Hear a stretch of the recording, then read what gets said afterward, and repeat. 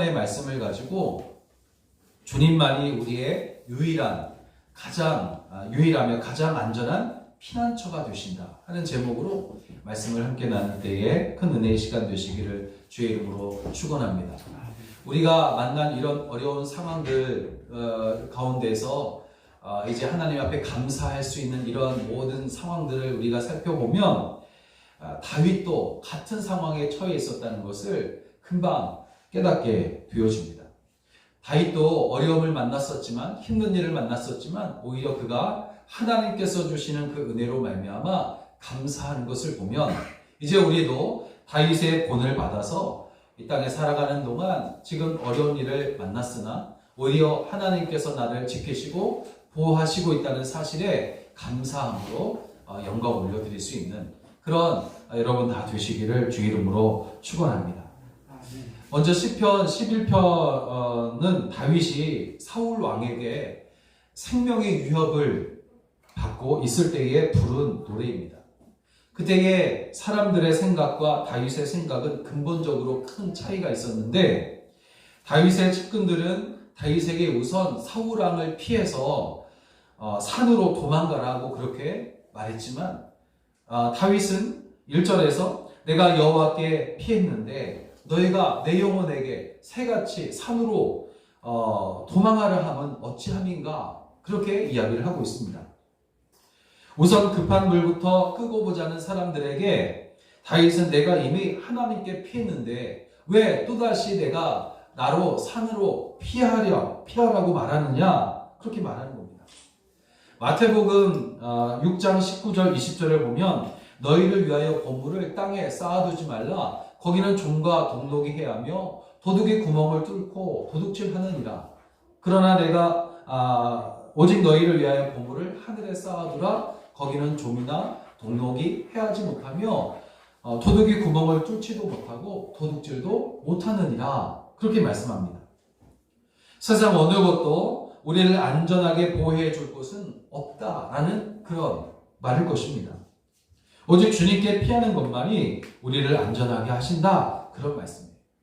이렇게 시편 11편의 말씀은 목숨을 위협하는 원수들 때문에 걱정하고 두려워해서 이제 다윗에게 빨리 산으로 몸을 피하라, 그렇게 말하는 사람들은 누구이고, 또 모두가 두려워하고 있는 중에도 하나님께 피함으로 오히려 평안함을 갖게 되었던 다윗과 같이 세상에서 힘든 일을 만났을 때에 그 일을 어떻게 생각하고 대처해야 할지를 오늘 우리에게 알려주는 말씀이다 라는 것을 알게 됩니다. 마태복음 7장 13절 14절을 보면 좁은 문으로 들어가라. 멸망으로 인도하는 문은 크고 그 길이 넓어 그리로 들어가는 자가 많고 생명으로 인도하는 문은 좁고 그 길이 협착하여 찾는 자가 적다, 그렇게 말씀하셨듯이 힘든 일을 만났을 때에 많은 사람들이 눈에 보이고 또 넓어 보이는 세상에서 위로를 찾으려 하나 찾을 수 없어 멸망하는 길을 걸어가지만, 그러나 다윗처럼 우리가 주께 피하였으니 어떤 위협과 위기에도 안전하다는 이 믿음 위에 선 고백을 한 사람은 적지만, 그러나 생명의 길로 그는 걸어가는 것을 보게 됩니다. 오늘 저와 여러분은 이렇게 생명의 길로 걸어가고 있음을 감사하며 또 하나님께 영광 올려드리게 되시기를 주의 이름으로 축원합니다. 그럼에도 여러분, 이렇게 말씀이 우리에게 생명으로 인도하는 길을 알려주고 보여주고 있음에도 우리는 너무나도 자주 환난의 때에 주님께 피해야 되겠다는 그런 생각을 하지 못한 채 크고 넓어서 눈에 잘 보이는 세상의 넓은 길로만 가려고 하는 일들을 우리는 많이 보게 됩니다. 그러므로 오늘 말씀으로 우리의 믿음을 진단해보고 부족하고 약한 것을 고치고 다듬는 작업을 통해서 이제 주님만이 우리의 피난처가 되심을 다시 한번 깨닫게 되시기를 바랍니다. 그래서 하나님의 마음에 합한 다윗을 노리는 대적들은 곧 하나님을 대적하고 또 하나님과 반대편에 서 있는 그런 사람들로 악한 사람들이라고 할 수 있습니다. 다윗을 시기하고 질투해서 끝까지 따라다니면서 죽이려고 했던 사울 왕이 그런 사람이었어요. 그도 처음에는 하나님께서 기뻐하는 사람이었습니다. 그러나 그 마음에 악한 생각이 들어오면서 하나님께서 쓰시려고 부르신 다윗을 시기하고 죽이려고까지 했으며, 또 그 과정에서 하나님의 선지자들을 비참하게 잔인하게 죽이는 일을 서슴지 않고 저질렀단 말이죠. 결국 하나님의 뜻을 무시했던 사람으로 결국 비참하게 생애를 그는 마감하게 됩니다. 여러분, 우리도 이와 같지 않다고 말할 수 없어요. 물론 겉으로는 하나님의 마음을 아프게 할 생각이 나에겐 전혀 없다, 그렇게 말할 것이에요. 그러나 적어도 정말 풍족한 날에 우리가 감사하지 못하고 환난 날에 우리가 함께 기도하지 않으며 거룩한 날에 예배드리지 않고 있다면 바로 그것이 하나님의 마음을 쓰리게 하고 아프게 하는 일이 아닌가 하는 것이에요. 여러분, 결코 이러한 사람이 되지 않도록 주의하시고 그런 사람이 되지 않도록 여러분 각별히 주의하시기를 주의 이름으로 부탁을 드립니다. 두 번째, 믿음을 진단하기 위해서는 이제 주님 앞에서 우리의 믿음이 연약합니다 라고 고백할 수 있어야 됩니다. 우리는 믿는다고 하면서도 자주 강하신 하나님을 의지하기보다는 약한 세상을 바라보면서 같이 염려하는 연약한 사람들임을 깨닫게 되는 겁니다. 주님은 주님을 향한 믿음이 없이 불리한 환경만 보면서 그 신앙이 좌우로 심하게 흔들리는 일도 참 많아요. 평소에는 신앙생활을 참 잘하는 것 같아요. 즐거워하고 기뻐하고 또 삶 속에 찬송도 있고 감사하고, 그러나 어려움이 닥쳐오게 되면 잠깐이라도 그것을 인내하지 못하고 곧 넘어지고야만은 그런 연약한 사람들임을 고백할 수밖에 없어요. 때로는 하나님을 선택하고 하나님을 잘 따르는 것 같아 보이지만 환난 앞에서 그야말로 속수무책 넘어지는 그런 사람들인 것을 인정할 수밖에 없습니다. 이렇게 우리는 연약한 사람들이라는 거죠. 지난주 말씀에서처럼 풍랑 속에서 주무시는 예수님을 향하여 주여 우리를 구원하소서, 우리가 죽겠나이다 그렇게 했던 제자들의 모습과도 같아요. 여러분, 그들은 이제 앞서 앞에 말씀에서 예수님께 뭐라고 말했냐면 주여 선생님이여 어디로 가시든지 저는 따르리이다, 그렇게 고백했던 사람들이에요. 어디로 가시든지 따르리이다 라고 그렇게 고백했던 사람이지만 곧 주님으로부터 어찌하여 무서워하느냐 믿음이 작은 자들아, 그렇게 꾸중을 들었는데 바로 우리가 그렇다는 겁니다. 그러므로 모든 연약한 것을 친히 담당하시고 병을 짊어지셨다 함을 이루려 하심이라는 그런 마태복음 8장 17절의 말씀처럼 우리는 한없는 연약함을 친히 짊어지시는 주님을 더욱 의지해야 할 것입니다. 스스로 강하다고 생각하는 사람은 주님께 피하잖아요. 피할 이유가 없어요. 자기가 강하다고 생각하는데 왜 피하겠어요? 연약한 자가 주님을 의지하고 그분께 피할 수 있는 것입니다. 그러므로 여러분, 우리는 항상 주님 앞에서 나는 연약한 자이오니 주여 나를 붙드사 강한 자가 되게 하시고 주의 손으로 붙드사 우리를 힘있게 하여 주옵소서, 그렇게 날마다 간구하며 기도하는 의지하는 그런 삶이 되기를 주의 이름으로 부탁을 드립니다. 마지막으로 이미 하나님께 피하였다고 말하는 다윗과 같이 오늘 저와 여러분도 그렇게 하나님께 이미 내가 피하였으니 내가 왜 산으로 도망갔느냐 라고 그렇게 말할 줄 아는 믿음의 사람 되시기를 주의 이름으로 축원합니다. 이미 나는 하나님께 피한 자다, 그렇게 고백하란 말이죠. 다윗은 신앙인의 참 모습이 어떠한 것인지를 우리에게 보여주고 있어요. 특별히 히브리서 11장을 보니까 다윗의 믿음은 바라는 것들의 실상이고 보지 못하는 것들의 증거를 믿는 그런 믿음이라고 할 수 있습니다.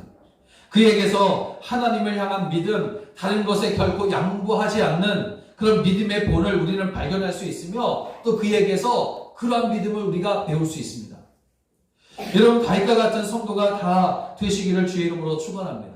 하나님은 분명히 이렇게 다윗과 같은 신앙을, 다윗과 같은 믿음을 우리가 갖기를 원하셔서 이 성경에서 다윗을 우리에게 소개시켜주고 있는 거예요. 죄에서 돌이키고 약함을 강하게 만드시는 성령 하나님의 도우심을 받아서 여러분 그야말로 칭찬을 듣는 그리스도인 되어야 되겠다는 그런 고백을 다시 한번 하게 되시기를 주의 이름으로 부탁을 드립니다. 다윗은 지금 큰 위기 가운데 있어요. 누가 보더라도 그런 큰 위기 가운데 있습니다. 바로 그때에 친구들이 찾아와가지고 다윗에게 권고를 합니다. 그 권고는 빨리 산으로 도망가라는 거예요. 산으로 도망가라. 무슨 말이냐? 멀리 이방인 땅으로 가라는 거죠. 즉 사울왕이 손이 닿지 않는 곳으로 도망가서 너의 신분을 숨기고 숨어 있어라. 그런 말입니다. 그들은 한 목소리로 모든 것이 무너지는 이때에 무슨 신앙을 찾고 어디서 의를 찾으려고 하느냐? 다 소용없다. 그러니 새처럼 빨리 날아서 먼 곳으로 도망가라. 사울왕이 너를 죽이려고 눈에 불을 켜고 찾아다니고 있는데 하나님만 믿고 의지하고 있으면 되겠느냐? 하는 것이에요. 그런 말을 지금 하고 있는 거예요. 사실 여러분, 친구들이 찾아와서 이런 말을 하고 또 자신의 환경이 비참해 보인다면 왜 이런 갈등을 하지 않겠습니까? 우리의 신앙생활에서도 자주 부딪히는 문제가 바로 이것이에요. 산으로 도망가라. 참으로 거절하기 힘든 권고예요. 위협 앞에서, 위기 앞에서. 아무도 모르는 것으로 숨는 것 말고는 다른 길이 없을 것 같은 그런 마음을 가지게 돼요. TV에 이제 프로그램을 보니까 나는 자연인이다. 물론 좋은 프로그램이고 또 재미있는 프로그램이지만 거기에 나오는 사람들을 보면 현실을 피해서 도망가요. 산속으로 도망갑니다. 물론 그들이 몸이 아프고 힘들어서 또 요양하기 위해서 그렇게 가는 이들도 있지만 그렇지 않는 이들도 있어요. 숨는 겁니다. 현실을 인정하라는 이 말 때문에 믿음만 찾다가는 낙오자가 될 것이라는 이 말 때문에 우리 모두가 어려움 앞에서, 환난 앞에서 금방 빠지게 되고 함정에 빠지게 되고 또 뿌리치기 힘든 유혹에 넘어가게 되는 것입니다. 이러한 유혹은 예수님 믿는 것을 포기해라, 교회에 다니는 것을 이제 하지 말아라, 적당한 그런 말이 아니라 적당한 선에서 타협하라는 그런 유혹이에요. 여러분, 적당히 하라, 적당히 하라. 여러분, 이 말이 꽤 그럴싸하게 보입니다. 오늘날 지금 현실을 보면 그렇단 말이에요. 세상에는 하나님을 대적하고 반역하는 사울과 같은 사람도 있지만 그는 정말 잘만 되고 잘 사는데, 오늘 우리는 다윗과 같은 신앙이 아니더라도 교회에 자주 이제 나오니까 그것으로 된 거 아니냐, 그렇게 말하길 좋아해요. 이 적당이라는 말에 우리는 마음이 흔들립니다. 혹하게 되는 거죠. 그러므로 여러분, 말씀을 준비하면서 이런 생각을 해봤어요. 결국 신앙생활이란 무엇일까? 하나님께서 기뻐하시는 신앙생활이란 무엇일까? 그것은 아마도 산으로 도망하려는 마음과 하나님의 곁으로 가서 오직 그분을 피난처로 삼으려는 마음이 계속해서 서로 싸우는 생활이 바로 신앙생활이 아닌가 하는 생각을 해보게 되었어요. 여기에 대해서 다윗은 그런 유혹을 이깁니다. 내가 여호와께 피하였거늘 너희가 나더러 산으로 도망하라 하면, 새처럼 산으로 도망하라 하면 어찌함인가? 그렇게 대답했기 때문이에요. 나는 산으로 도망하지 않겠다. 사울의 죽이는 칼이 아무리 두려운 것이라도 나는 하나님께로 피하겠다. 전에도 나의 방패가 되어서 보호해 주셨던 것처럼 하나님께서 나를 지금도 여전히 보호해 주실 것이다. 다윗은 믿음을 고집하는 겁니다. 그의 그 신앙의 터가 흔들리지 않았다는 증거예요. 참으로 정말 놀라운 신앙이고 대단한 용기입니다. 지금 우리는 이러한 다윗의 신앙을 더욱 본받아야 할 때인 것을 믿습니다. 방역 조치가 한 주간 동안 또 격상되면서 또다시 예배드리는 것이 힘들어진 이때에 오늘 창립 8주년을 감사하고 추수감사절 예배로 모인다는 것은 어쩌면 힘든 일일 것이에요. 그러나 상한 갈대를 꺾지 아니하시고 꺼져가는 심지를 끄지 아니하시는 하나님으로 인해 우리로 하여금 교회에 나와 예배드릴 수 있게 하신 것을 감사하며 여러분 영광을 올려드리게 되시기를 주의 이름으로 부탁을 드립니다. 성경에는 환난의 때에 다윗뿐만 아니라 하나님을 떠나 산으로 피한 자와 하나님께로 피한 자의 이야기가 많이 등장합니다. 그 대표적인 사람이 구약에 나오는 동방의 의인이라 불리는 욥이잖아요. 이런 그의 친구들의 꾸지람과 정죄와 판단, 그리고 아내가 막 욕을 하고, 그는 그럼에도 불구하고 그는 하나님을 떠나지 않았으며 오히려 더욱 안전한 피난처로 하나님을 삼았단 말이죠. 다니엘과 그의 세 친구 사드락, 메삭, 아벳느고를 보세요. 그들도 마찬가지입니다. 또 바울을 비롯한 사도들의 신앙도 하나님께 피하는 신앙이었어요. 마태복음 10장 22절을 보면 또 너희가 모든 사람에게 미움을 받을 것이나 끝까지 견디는 사람은 구원을 얻으리라. 여러분, 우리에게 신앙의 위기가 왔을 때에 흔들리지 않냐고 끝까지 하나님을 고집하는 그 거룩한 고집스러움과 믿음을 지킬 수 있는 용기가 더욱 필요할 때입니다. 그러면 다윗이 산으로 도망하라는 동료들의 그 간곡한 권고를 물리치고 내가 이미 하나님께 피했다 했는데 하나님으로 피난처를 그가 삼게 된 이유가 무엇일까 하는 겁니다. 왜 그는 하나님을 자신의 피난처로 삼았을까? 다른 모든 사람들은 새처럼 산으로 도망가라 그렇게 막 권고하고 주변에서 막 그렇게 한 소리가 돼서 이야기를 하는데 다윗 혼자는 왜 하나님을 피난처로 삼을 수 있었는가 하는 것이에요. 그 말씀을 오늘 본문에서 찾을 수 있어요. 먼저 4절을 보니까 여호와께서는 그의 성전에 계시고 여호와의 보좌는 하늘에 있습니다. 여러분, 하나님은 숨어 계시지 않으시고 그의 성전, 여기서 그의 성전은 물론 눈에 보이는 건축물로서의 성전을 말하기도 하겠지만 여기에서 말하는 그의 성전은 바로 믿는 자들과 함께 하신다는 거죠. 믿는 자들 속에 있는 성전, 하나님께서 거하시는 성전, 다시 말하면 믿는 자들과 함께 하신다는 말씀인 줄로 믿습니다. 그리고 하늘에 있는 하나님의 보좌는 능력을 의미하거든요. 그러므로 산속에 숨는다거나 사울 왕의 눈을 피했다고 안전한 것이 아니에요. 눈에 잘 띄는 들판에 있을지라도 하나님은 믿는 자 가운데 계시면서 하늘의 능력으로 그를 책임지시고 보호해 주신다는 그런 말씀인 줄로 믿습니다. 다윗은 이것을 믿는 거예요. 이미 내 속에 하나님께서 함께 하시기 때문에 어디에 있든지 나는 안전하다. 이런 고백을 여러분 그가 했던 거죠. 오늘 저와 여러분이 이런 고백이 있어지기를 주의 이름으로 축원합니다. 둘째로 그가 산으로 피하지 않았었던 이유는 4절을 계속해서 보니까 그의 눈이 인생을 통촉하시고 그의 안목이 그들을 감찰하시나이다. 하나님은 멀리 계시지 않으시고 가까이 계셔서 우리의 인생에 나의 모든 일에 간섭하시고 또 개입하시는 분이시다라는 고백입니다. 하나님은 높은 곳에서 구경하듯 세상을 내려만 보시지 않으시고 우리의 모든 생활 속에 오셔서 우리를 도우시고 또 보호하시는 하나님이시라는 거죠. 여러분, 이 믿음 갖게 되시기를 주의 이름으로 축원합니다. 여러분, 하나님은 우리가 필요한 것이 무엇인지 우리보다 더 잘 알고 계시는 분이에요. 나의 좋은 점도 아시지만 단점도 약점도 아셔요. 그래서 여러분 함께 하시면서 약한 것을 강하게 만드시고 단점을 또 강점으로 만드셔서 세상을 겉들이 살아갈 수 있도록 끊임없이 우리를 도우시는 분이신 줄로 믿습니다.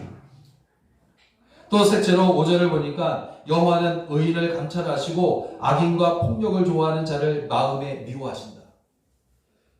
하나님은 악을 미워하시고 의를 기뻐하신다는 말씀이에요. 다윗은 이것을 믿었어요. 지금 자기를 위협하고 또 생명을 위협하는 그 사람들을 하나님은 미워하신다 하는 거죠. 그래서 끝까지 하나님으로만 그의 피난처로 삼을 수가 있었던 겁니다. 여러분, 하나님은 결국 믿는 자 다윗을 사울의 손에서 건져내셨고 사울을 도리어 멸하셨습니다. 그리고 기름 부으신 대로 그를 왕에 오르게 하신 거예요. 그렇게 해서 왕위에 오른 다음 다윗이 하나님을 찬양하는데 바로 그 유명한 시편 23편의 말씀이 이제 이런 환난에서 벗어나서 하나님을 찬양한 찬양이 바로 시편 23편이에요. 여호와는 나의 목자시니 내게 부족함이 없으리로다. 그가 나를 푸른 초장에 푸른 불밭에 누이시며 쉴만한 물가로 인도하시는도다. 내 영혼을 소생시키시고 자기 이름을 위하여 의의 길로 인도하시는도다. 내가 사망의 음침한 골짜기를 다닐지라도 해를 두려워하지 않을 것은 주께서 나와 함께 하시리라. 주의 지팡이와 막대기가 나를 안위하시나이다. 주께서 내 원수의 목전에서 내게 상을 차려주시고 기름을 내 머리에 부으셨으니 내 잔이 넘치나이다.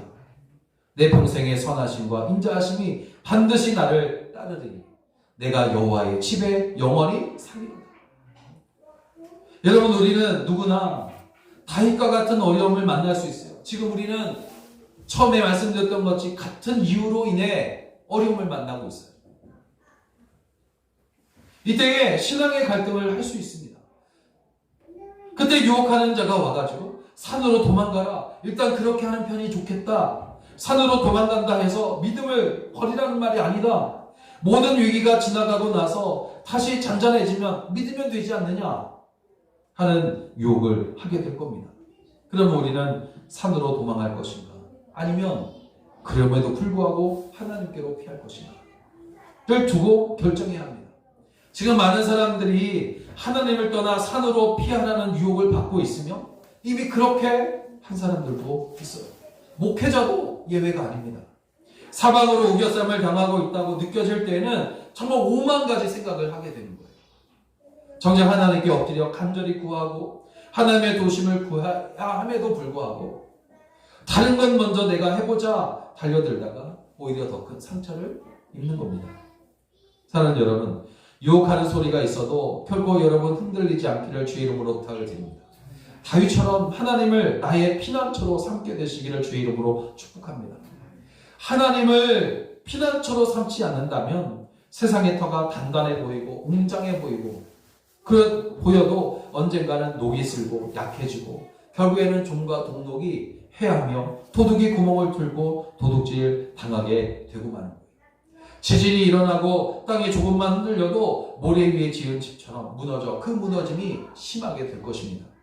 그러나 주의 말씀 위에서부터는 비가 내리고 창수가 나고 바람이 불어도 무너지지 않는 줄로 믿으시기 바랍니다. 다윗처럼 내가 주님께 인정함을 받았어. 내가 주님의 능력에 붙잡혔어. 너희가 나더러 주님을 버리고 세상으로 도망하라고 하는 것은 무슨 말이냐? 나는 절대로 그렇게 할 수 없다. 나의 피난처는 오직 주님뿐이다. 라는 이 고백이 오늘 창립 8주년과 또 추수감사절을 지내고 있는 저와 여러분 가운데 있기를 원합니다. 이 고백이 찬송이 되어서 교회뿐만 아니라 삶 가운데에서도 영원히 불려지게 되시기를 주의 이름으로 간절히 축원합니다. 축원합니다. 기도하겠습니다. 거룩하시고 자비로우실 주 하나님,